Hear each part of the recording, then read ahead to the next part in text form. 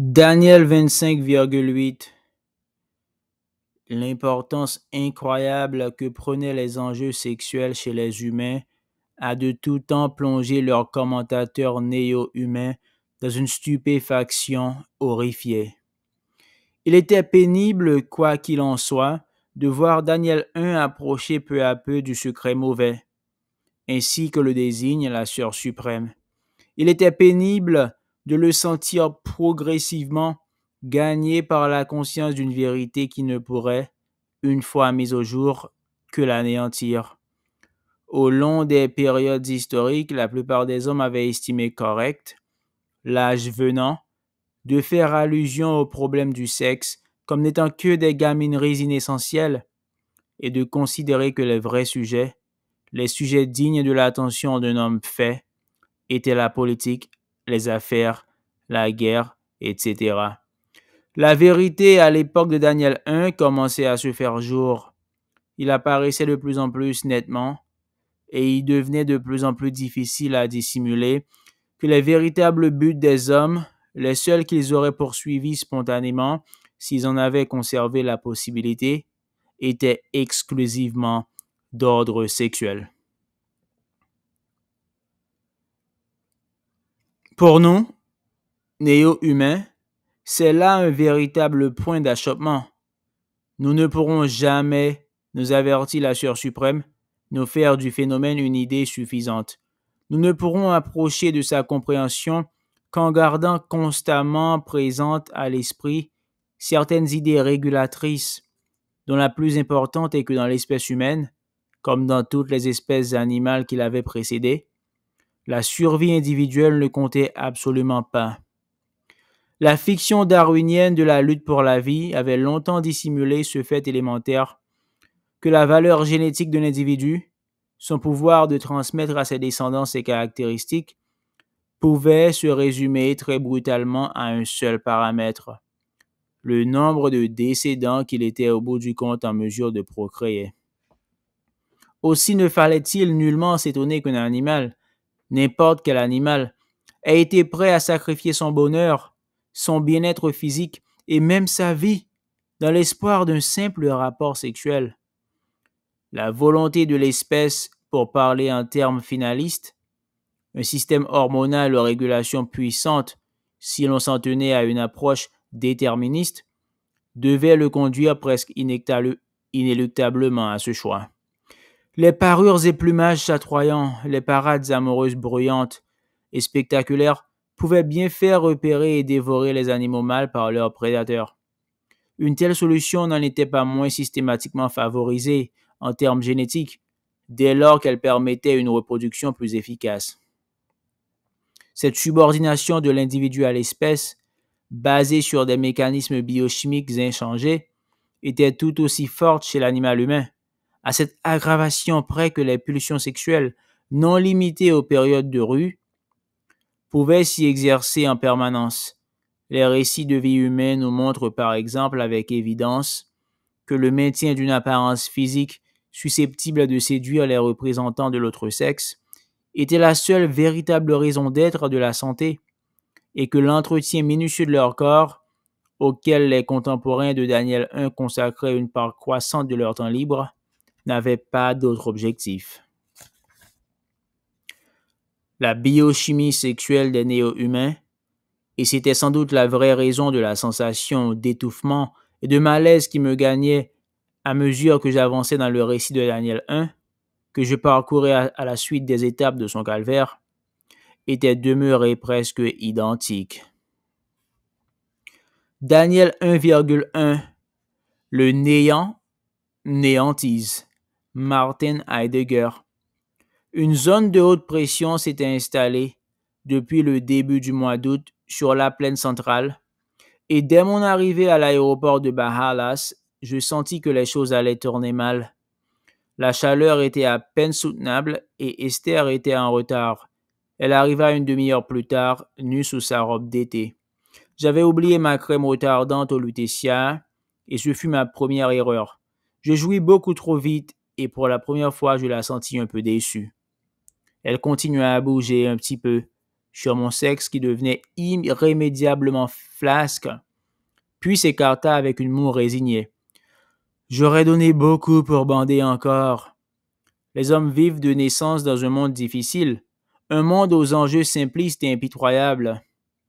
Et sans la compréhension des femmes, il en est bien peu qui parviendraient à survivre.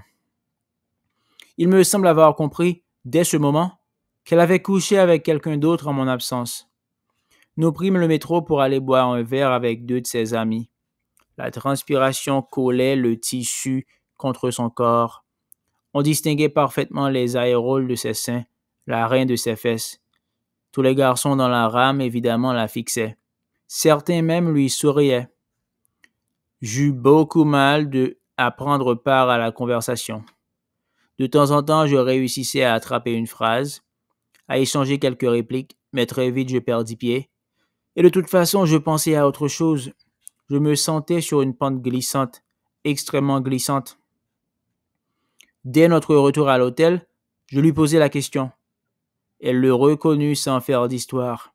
« It was an ex-boyfriend », dit-elle pour exprimer que ça n'avait pas beaucoup d'importance. « And a friend of him », ajouta-t-elle après quelques secondes d'hésitation.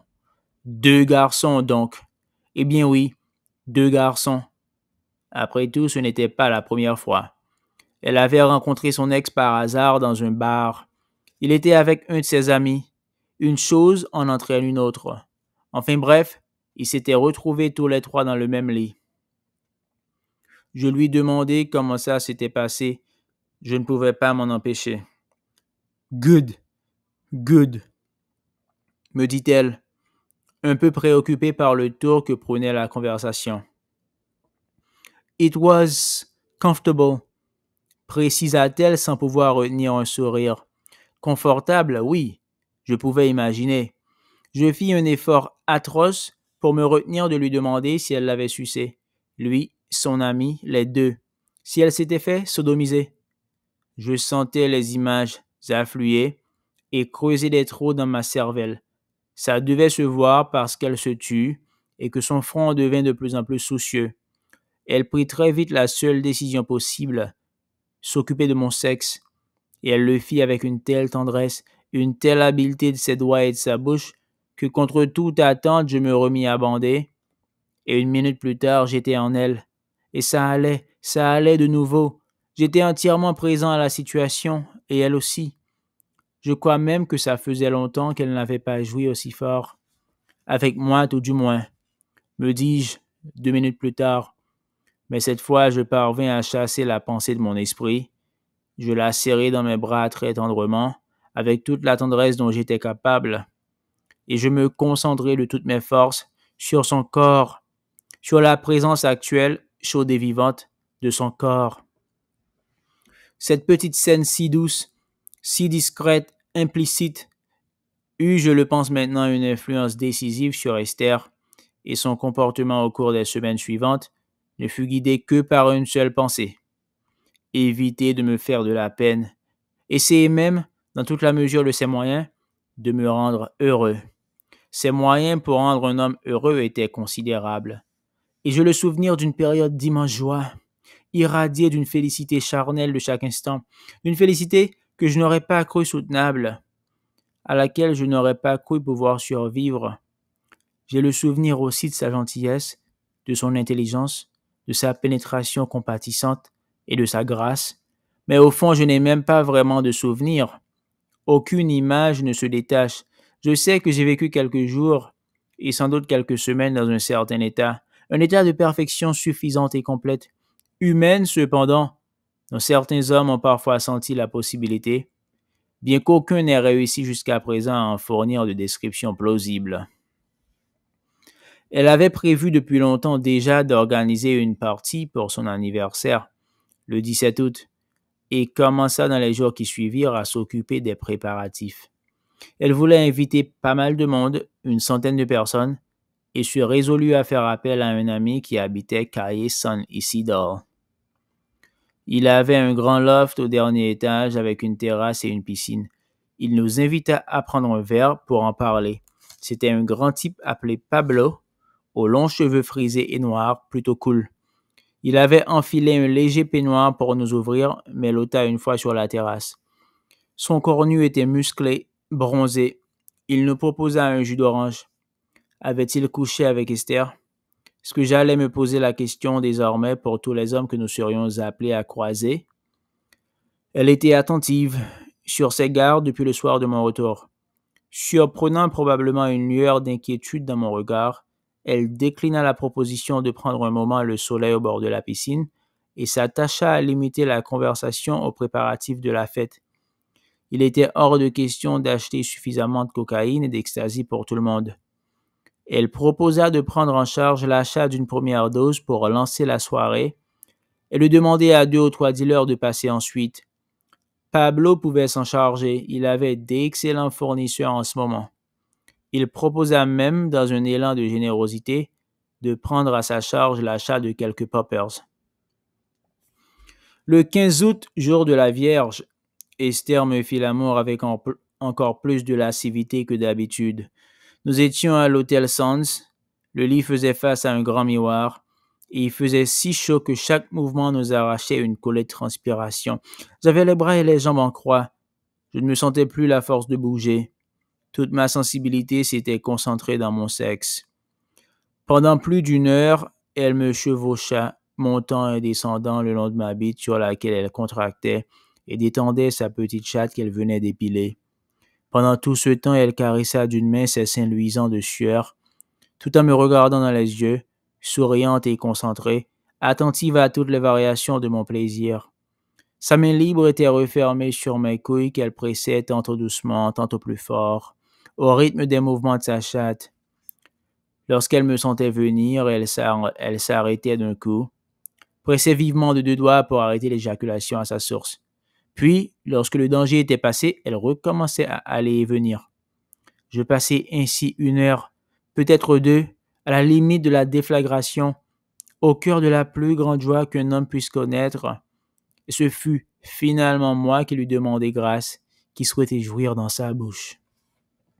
Elle se redressa, plaça un oreiller sous mes fesses, me demandait si je voyais bien dans le miroir. Non, c'était mieux de se déplacer un peu. Je m'approchai du bord du lit. Elle s'agenouilla entre mes cuisses, le visage à la hauteur de ma bite qu'elle commença à lécher méthodiquement, centimètre par centimètre, avant de refermer ses lèvres sur mon gland. Puis ses mains entrèrent en action et elle me branla lentement, avec force, comme pour extraire chaque goutte de sperme des profondeurs de moi-même, cependant que sa langue effectuait de rapides mouvements de va-et-vient. La vue brouillée par la sueur, ayant perdu toute notion claire de l'espace et du temps, je parvins cependant à prolonger encore un peu ce moment, et sa langue eut le temps d'effectuer 3 rotations complètes avant que je ne jouisse. Et ce fut alors comme si tout mon corps irradié par le plaisir s'évanouissait, aspiré par le néant, dans un déferlement d'énergie bienheureuse. Elle me garda dans sa bouche, presque immobile, tétant mon sexe au ralenti, fermant les yeux comme pour mieux entendre les hurlements de mon bonheur. Elle se coucha ensuite, se blottit dans mes bras, pendant que la nuit tombait rapidement sur Madrid, et ce ne fut qu'après une demi-heure de tendre immobilité qu'elle me dit ce qu'elle avait, depuis quelques semaines, à me dire. Personne n'était au courant jusqu'ici à l'exception de sa sœur. Elle comptait l'annoncer à ses amis lors de sa fête d'anniversaire. Elle avait été acceptée dans une académie de piano prestigieuse à New York et avait l'intention d'y passer au moins une année scolaire. En même temps, elle avait été retenue pour un petit rôle dans une grosse production hollywoodienne sur la mort de Socrate. Elle y incarnerait une servante d'Aphrodite. Le rôle de Socrate serait tenu par Robert De Niro. Ce n'était qu'un petit rôle, 1 semaine de tournage tout au plus, mais c'était Hollywood, et le cachet était suffisant pour payer son année d'études et de séjour. Elle partirait début septembre. Je gardai, il me semble, un silence total. J'étais pétrifié, dans l'incapacité de réagir. Il me semblait que si je prononçais une parole, j'allais éclater en sanglots. Bueno, it's a big chance in my life, finit-elle par dire d'un ton plaintif en enfonçant sa tête au creux de mon épaule. Je faillis lui proposer de partir aux États-Unis, de m'installer là-bas avec elle, mais les mots moururent en moi avant d'être prononcés. Je me rendais bien compte qu'elle n'avait même pas envisagé la possibilité. Elle ne me proposa pas non plus de venir lui rendre visite. C'était une nouvelle période dans sa vie, un nouveau départ. J'allumai la lampe de chevet, la scrutai attentivement pour voir si j'apercevais en elle une trace de fascination pour l'Amérique, pour Hollywood. Non, il n'y en avait pas, elle paraissait lucide et calme. Elle prenait simplement la meilleure décision, la plus rationnelle, compte tenu des circonstances. Surprise par mon silence prolongé, elle tourna la tête pour me regarder. Ses longs cheveux blancs retombèrent de chaque côté de son visage. Mon regard se posa involontairement sur ses seins. Je me rallongeai, éteignis la lampe, respirai profondément. Je ne voulais pas rendre les choses plus difficiles. Je ne voulais pas qu'elle me voie pleurer. Elle consacra la journée du lendemain à se préparer pour la fête. Dans un institut de beauté proche, elle se fit un masque à l'argile, un gommage de peau. J'attendis en fumant des cigarettes dans la chambre d'hôtel. Le lendemain, ce fut à peu près la même chose. Après son rendez-vous chez le coiffeur, elle s'arrêta dans quelques magasins, acheta des boucles d'oreilles et d'une nouvelle ceinture. Je me sentais l'esprit singulièrement vide, comme je pense les condamnés à mort, dans l'attente de l'exécution de la sentence. À part peut-être ceux qui croient en Dieu, je n'ai jamais cru qu'ils passent leurs dernières heures à revenir sur leur vie passée, à faire un bilan. Je crois simplement qu'ils essaient de passer le temps de la manière la plus neutre possible. Les plus chanceux dorment, mais je n'étais pas dans ce cas. Je ne crois pas avoir fermé l'œil durant ces 2 jours.